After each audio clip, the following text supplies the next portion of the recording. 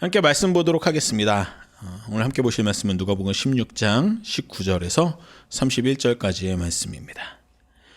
누가복음 16장 19절에서 31절까지의 말씀을 제가 새한글 버전으로 봉독해 드리도록 하겠습니다.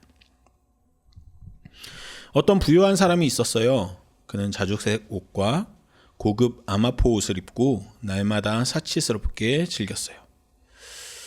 한편 어떤 가난한 사람이 있었는데 이름이 나사로였어요. 그는 부자의 집 대문 입구에 팽개쳐져 있었어요. 부스럼투성이었어요.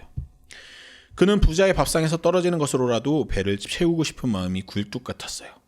그러나 개들마저 와서 그의 부스럼을 핥아댔어요. 그런데 그 가난한 사람이 죽었을 때 일어난 일입니다. 천사들이 그를 아브라함의 품으로 데려갔어요. 그 부자도 죽어서 장례가 치러졌어요. 그는 하데스에서 자기 눈을 들어 고통 가운데 있으면서 아브라함이 저 멀리 있는 것을 보았어요. 그의 품에는 나사로가 있었어요. 부자가 소리쳐 말했어요. 아브라함 조상님, 저를 불쌍히 여기셔서 나사로를 보내주십시오. 그가 손가락 끝을 물레에 담갔다가 저의 혀를 시원하게 해주도록요. 제가 이 불꽃 가운데에서 몹시 괴로움을 당하고 있기 때문입니다. 아브라함이 대답했어요. 애야, 기억해보아라. 너는 살았을 때 너의 좋은 것을 다 받았다. 마찬가지로 나사로는 나쁜 것을 다 받았다. 이제 여기서 그는 위로를 받고 있고 너는 말이지 심한 괴로움을 겪고 있는 것이다. 이 모든 것들에 더해서 우리와 너희 사이에는 크게 벌어진 깊은 틈이 놓여져 있다. 그래서 여기서 너희한테로 건너가고자 하는 사람들도 갈 수 없고 거기서 우리한테로 건너오지도 못한다. 그러자 부자가 말했어요. 그러면 부탁이 있습니다, 조상님. 나사로를 저의 아버지 집으로 보내주십시오. 제게는 형제가 5명 있는데 그들에게 똑똑히 증언하여 고통받는 이곳에 그들까지 오는 일이 없도록 해주세요. 아브라함이 말합니다. 그들에게는 모세와 예언자들이 있다. 그들이 모세와 예언자들의 말을 들어야 한다. 부자가 말했어요. 아닙니다. 아브라함 조상님. 죽은 사람들 가운데서 어떤 사람이 그들한테로 간다면 그들이 회개할 것입니다. 그러나 아브라함이 부자에게 말했어요. 그들이 모세와 예언자들의 말을 듣지 않는다면 죽은 사람들 가운데서 어떤 사람이 살아 일어난다 해도 그들은 설득되지 않을 것이다. 아멘. 여러분, 오늘은 고난주간이 시작되는 종려주일입니다. 예수님께서 예루살렘에 입성하신 이날 많은 이들은 환호하며 종려가지를 흔들었습니다. 그러나 예수님은 그 환호에 흔들리지 않고 자기가 걸어가야 할 고난의 길을 묵묵히 걸어가셨습니다. 그 고난의 여정을 앞두고 있는 오늘 우리는 예수님의 한 비유를 통해 우리 삶을 돌아보기를 원합니다. 그리고 어떻게 예수님의 고난에, 예수님의 그 길에 함께 동참할 수 있을지 성찰해보는 시간이 되길 원합니다. 설교를 시작하면서 제가 요즘 하고 있는 운동 이야기를 하나 나누고 싶습니다. 요즘 저는 복싱을 시작했습니다. 사실 이렇게 써놓고 보니까 복싱을 시작했다는 말도 민망하고요. 그냥 복싱장을 다니고 있습니다. 46살이 되어서 운동을 시작하니 마음은 앞서는데 몸이 따라주지 않을 때가 많습니다. 이제 관장님은 너무나도 쉽게 자, 이 동작 따라하세요 라고 저한테 보여주시는데 저는 그 동작을 따라하지 못합니다. 거울 속에 보이는 제 모습은 너무나도 둔하고 어색하기만 합니다. 그래서 복싱장에서 그 동작들을 여러 번 이렇게 반복해서 연습하는 과정 가운데 거울을 보고 살짝 남몰래 눈물을 흘린 적도 여러 번 있었습니다. 나는 왜 이리 헛된 시간에 이 슬램덩크의 정대만이 하는 그 후회의 대사를 하면서 말이죠. 하지만 만족스러울 때도 있었습니다. 처음 시작할 때는 정말 못 봐줄 정도로 둔한 움직임이었는데 이렇게 3달 정도 운동을 지속하다 보니 그나마 나아지는 지점들이 보이는 거죠. 처음 시작할 때보다 체력이 좋아진 부분이 느껴지기도 하고요. 이 과정은 단순히 운동의 영역을 넘어서 저 자신을 돌아보게 했습니다. 지금 이렇게 둔탁하게 움직일 수밖에 없는 나는 과거에 내가 선택하고 쌓아 올린 결과물이고, 오늘 반복해서 연습하는 나는 분명히 미래의 나를 결정짓고 있다는 자각이 들었기 때문입니다. 이런 생각을 하면서 열심히 복싱장을 다니던 중에 만난 한 소설이 있습니다. 그 소설의 이름은 시간의 계곡이라는 소설입니다. 이 소설은 한 마을 이야기를 다루고 있는데요. 이 한 마을은 계곡을 사이에 두고 동편으로는 20년 미래의 그 마을을 만날 수 있고, 서편으로는 20년 전에 그 마을을 만날 수 있는 약간 판타지스러운 독특한 마을을 배경으로 하고 있습니다. 이제 소설의 스포가 될까봐 여러분들한테 주의해서 조금은 좀 변형해서 여러분들한테 말씀을 드리자면, 주인공은 어느 날 우연히 20년 후의 마을에서, 이 동편의 마을에서 자기 자신을 만나게 됩니다. 그런데 20년 후의 자기 자신은 너무나도 늙고 초라하고 삶에 찌들어 있는 모습이었습니다.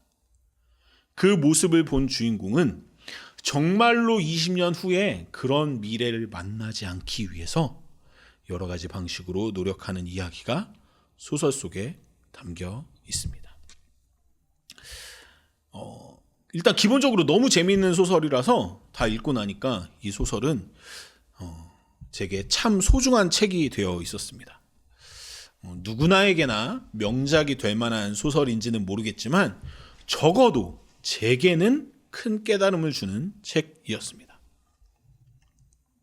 제가 요즘 몸으로 마음으로 절실히 깨닫게 되는 것은 우리의 과거와 우리의 현재와 우리의 미래는 결코 끊어져 있지 않다는 사실입니다.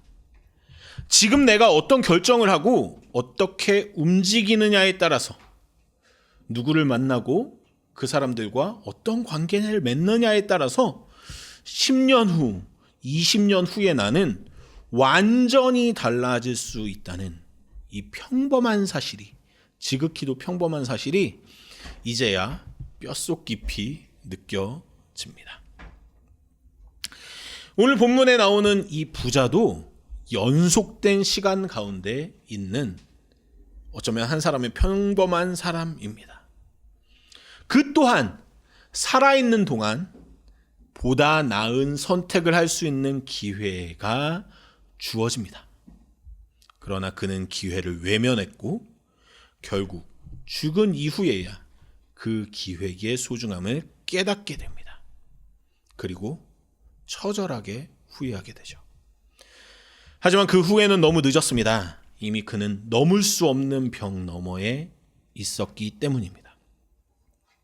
이제 오늘 본문을 한번 같이 살펴보면서 지금을 살아가는 우리가 어떤 선택을 하며 살아가야 하는지, 그리고 어떻게 하면 우리가 미래에 그 후회를 줄여나갈 수 있을지 생각하는 시간을 가질 수 있었으면 좋겠습니다. 오늘 함께 읽은 본문 누가복음 16장 19절부터 31절까지는 잘 알려진 부자와 나사로의 비유입니다.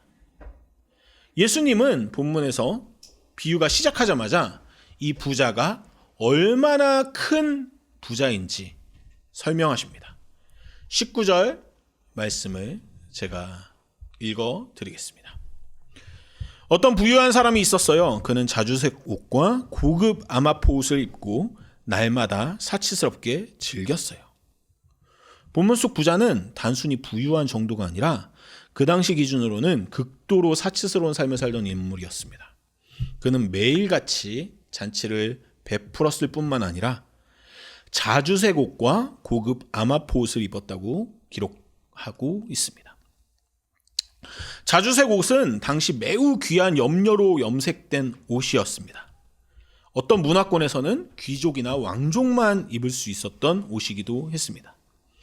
염색 기술이 발달하지 않았던 시대에 자주색을 유지하는 것은 매우 어려웠기 때문에 그것만으로도 그의 재산 수준을 짐작할 수 있습니다. 동시에 그가 입은 아마포 옷은 이집트산 고급 린넨으로 제사장이나 왕족이 사용하던 매우 고급진 직물입니다. 하얗고 윤기가 흐르며 부드러운 이 직물은 당대 최고의 사치품 중 하나였습니다. 이 옷을 매일 입고 있었다는 것은 그가 얼마나 사치스러운 사람인지 보여주는 증거입니다.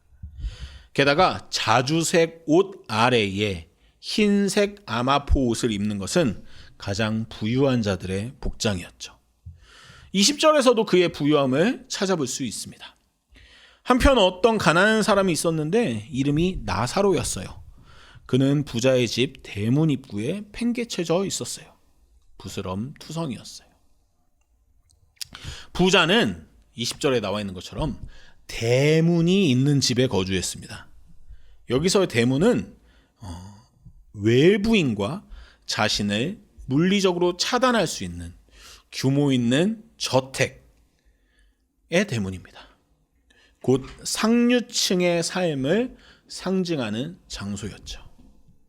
그 대문 밖에 나사로가 있었지만, 그가 죽어가고 있었지만 그는 부자에게 어떤 도움도 받지 못합니다.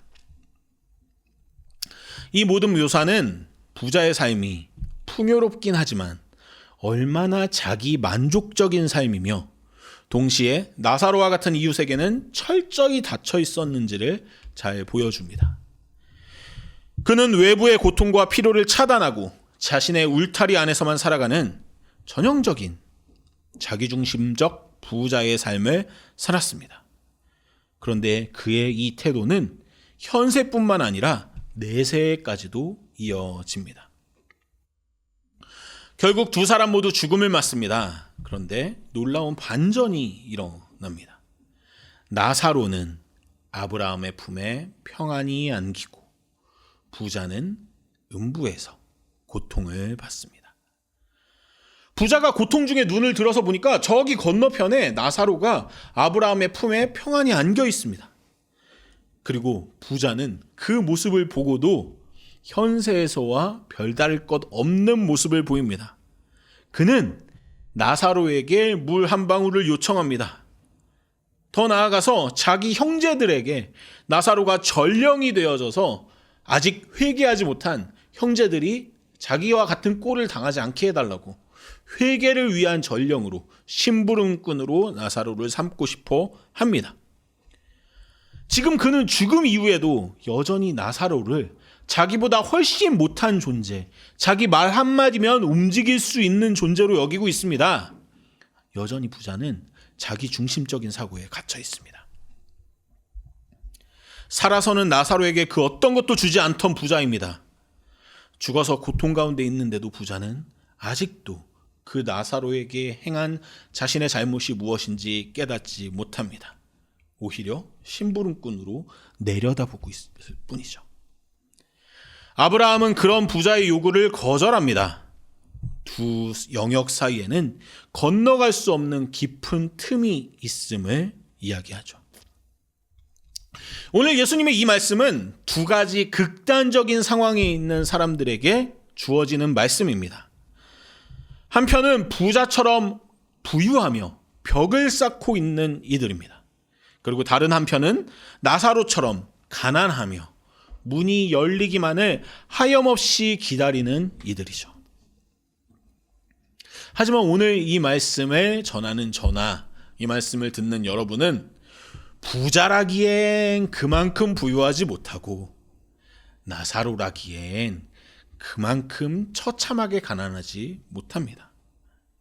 다시 말해 우리는 온전히 권력자의 자리에 있지도 않고 온전히 소외된 자리에 있지도 않습니다. 그렇게 오늘 저는 여러분이 종종 처해지는 권력자의 순간과 소외된 순간, 이 두 가지 자리에서 동시에 이 말씀을 받아들이고 각각의 방식으로 적용할 수 있는 시간이 되면 좋겠습니다. 먼저 혹시 지금 소외된 자리에 놓여 있다고 느끼시는 분들이 계십니까? 세상 속에서 외면당하고 가까운 사람들로부터 이해받지도 못하며 마음의 문이 단단히 닫힌 현실 속에 갇혀 있다고 느끼는 분들 말입니다. 혹시 누군가의 인정받지 못한 수고와 아무도 들여다보지 않는 아픔을 안고 살아가고 계신 분들이 있다면 오늘 본문 속 나사로의 모습을 통해 부디 작은 위로를 받으실 수 있으면 좋겠습니다. 하나님은 벽 뒤에 가려진 고통을 결코 외면하지 않으십니다. 사람들은 소외된 사람들을 벽 뒤로 숨겨버리고 꽁꽁 문을 잠가 걸고 그들의 고통이 없는 것처럼, 안 보이기에 없는 것처럼 행동합니다. 사람들은 그 고통을 외면하고 잊어버리고 기억하지 않습니다. 하지만 하나님은 기억하십니다.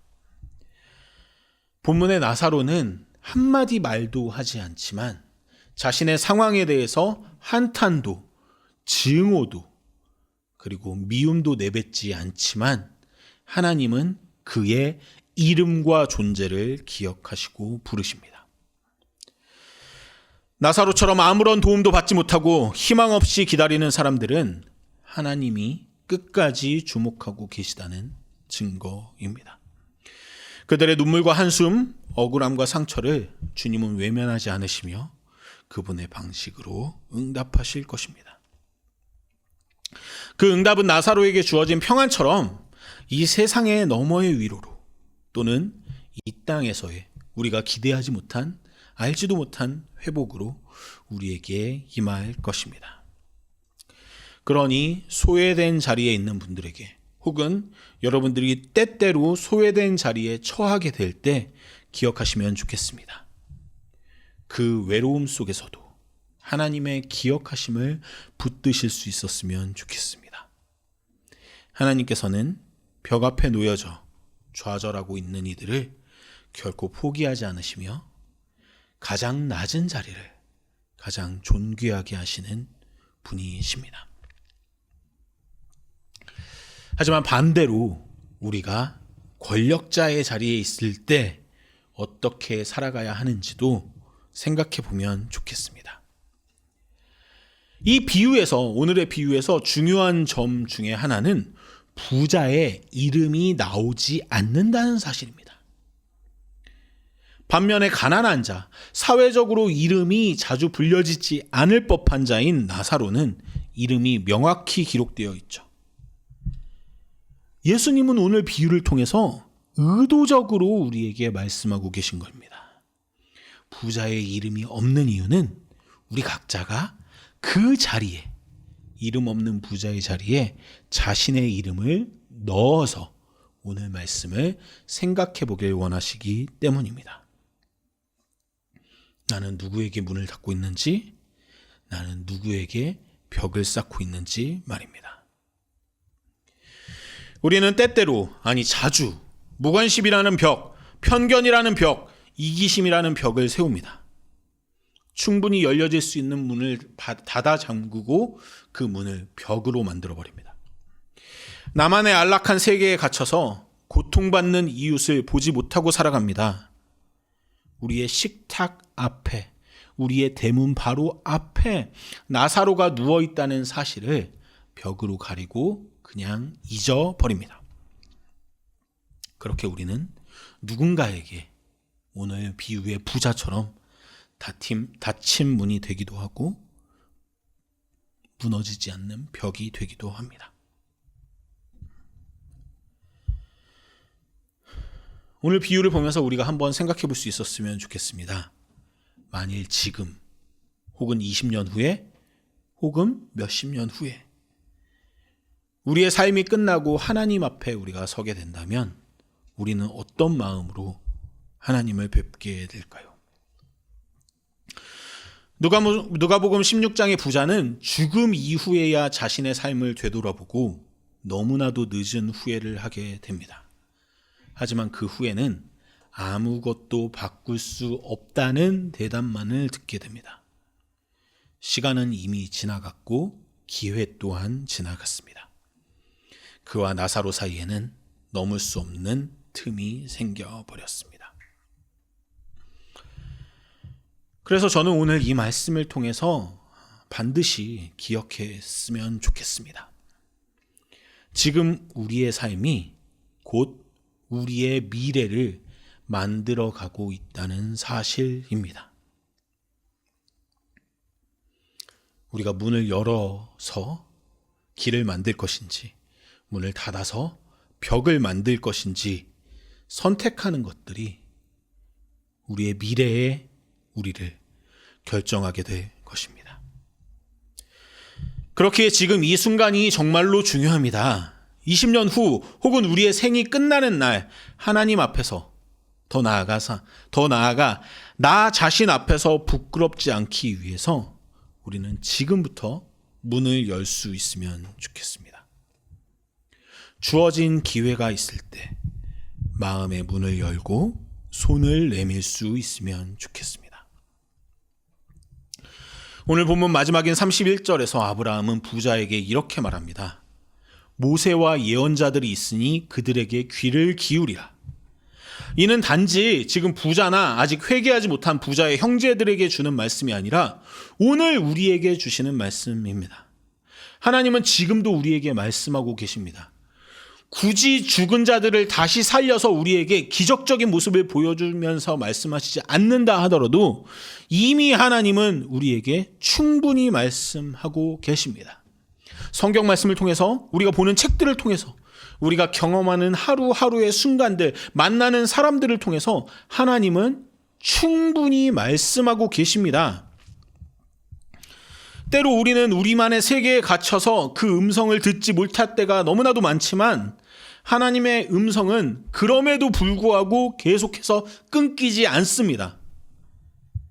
하나님은 우리 삶의 여러 순간들을 통해서, 주변 사람들의 말 한마디를 통해서, 우리가 무심코 펼친 책 한 권을 통해서, 그리고 무엇보다 하나님의 말씀과 예수 그리스도의 삶과 죽음 그리고 부활을 통해 계속해서 말씀하고 계십니다.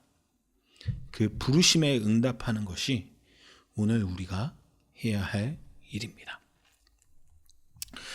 아모스 5장 15절은 이렇게 말씀합니다. 악을 미워하고 선을 사랑하며 성문에서 정의를 세우라고요.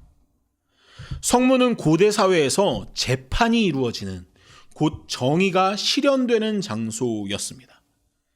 그렇기에 문은 단순히 출입구가 아니라 정의와 공의가 흘러가는 통로였습니다. 그런데 그 문이 닫히게 되면 그 자리는 더 이상 정의가 흘러갈 수 있는 장소가 아니게 됩니다. 문이 벽이 될 때 정의는 멀어지고 우리는 하나님과 멀어집니다. 누가복음 16장의 부자는 살아서도 죽어서도 자기만의 세계에 갇혀버린 사람이었습니다. 우리 또한 그런 모습을 띠게 될 때도 많이 있고요. 그러나 하나님은 그런 우리를 결코 포기하지 않으십니다. 우리가 갇혀있는 그 자리에 머물러 있을 때, 그 고요한 침묵의 자리에, 자기만의 세계에 성을 쌓고 있을 때에도 하나님은 계속해서 그 안에 우리에게 말씀하십니다. 모세와 선지자들이 있으니 그들에게 들으라. 아브라함이 부자에게 했던 이 말은 오늘을 살아가는 우리를 향한 하나님의 목소리가 멈추지 않는다는 말씀입니다. 그 부르심은 꾸짖음이 아니라 기다림에 가깝습니다. 닫힌 문을 두드리는 하나님의 손길이며 벽을 허물고 함께 걸어가기를 원하시는 사랑의 초청입니다. 더 넓은 세계 속에서, 더 많은 사랑의 세계 속에서 살아가자고 부르시는 초청이죠. 그러므로 여러분, 오늘 고난주간을 시작하는 이 시작점에서 우리는 십자가를 바라보면서 예수 그리스도의 고통을 묵상하면서 나 자신을 보다 깊이 묵상할 수 있었으면 좋겠습니다. 내가 지금 누굴 향해 문을 닫고 있는지, 나는 어떤 벽 안에 숨어 있는지, 더 나아가서 20년 후에도 30년 후에도 그렇게 벽 안에 숨어 있을 것인지, 이 모습 그대로 살아갈 것인지를 한번 나 자신에게 물어볼 수 있었으면 좋겠습니다. 동시에 그런 나에게 계속해서 부르시고 초청하시고 문을 두드리시는 하나님의 목소리에 귀 기울일 수 있었으면 좋겠습니다. 예수님은 십자가의 길에서 원수에게조차 문을 여셨고 모든 죄인을 품기 위해 벽을 허무셨습니다. 그분은 단 한 번도 벽을 세우신 적이 없고 우리의 죄로 하나님과 우리 사이에 세워진 벽을 자신의 몸으로 무너뜨리셨습니다. 하지만 오늘 본문의 부자의 삶은 계속해서 문을 잠그고 벽을 쌓고 자기만의 세계 속에 갇혀버리는 삶이었습니다. 우리는 그 이야기를 이미 보고 알게 되었습니다. 자기만의 세계 속에서 태도를 바꾸지 않고 살아가는 자들이 어떤 결론을 맞이하는지 결말을 미리 들은 사람들입니다. 우리는 오늘이라는 시간 속에서 자신의 삶을 성찰할 수 있는 기회를 가지고 있는 사람들입니다. 부자와는 다른 길을 걸어가고 선택할 수 있는 사람들이죠. 지금 내가 여는 문 하나, 지금 내가 허무는 벽 하나가 내일의 나를 새롭게 할 수 있습니다. 그 열린 문과 무너진 벽이 20년 후의 나에게 부끄럽지 않은 흔적으로 남게 될 것입니다. 그리고 언젠가 하나님 앞에 서는 날 우리가 걸어온, 우리가 뚫어온 그 정의의 통로가 얼마나 귀한 선택이며 시간이었는지를, 얼마나 거룩한 기회였는지를 깨닫게 될 것입니다. 우리의 삶은 단지 오늘 하루를 살아내는 시간만이 아닙니다. 장차 맞이할 영원을 준비하는 시간입니다. 오늘의 한 걸음, 오늘의 작고도 진실한 결단이 내일의 기쁨과 맞닿아 있고 하나님의 뜻 안에서의 의미 있는 여정을 만들어갈 것입니다. 말씀을 마치겠습니다. 저와 여러분이 각자의 자리에서 정의가 흐르도록 문을 여는 사람이 될 수 있으면 좋겠습니다. 사랑이 스며들 수 있도록 벽을 허무는 사람으로 살아갈 수 있으면 좋겠습니다. 가정에서, 일터에서, 우리 교회 공동체 안에서 작은 환대의 문을 여는 사람이 되기를 바랍니다. 그리고 무엇보다 예수 그리스도의 십자가 사랑을 기억하며 그 사랑을 따라 걷는 사람들이 될 수 있길 바랍니다. 그 사랑으로 우리 자신이 세운 벽을 허물고 소외된 이웃과 하나 되어 가는 자가 되기를 진심으로 간절히 소망합니다.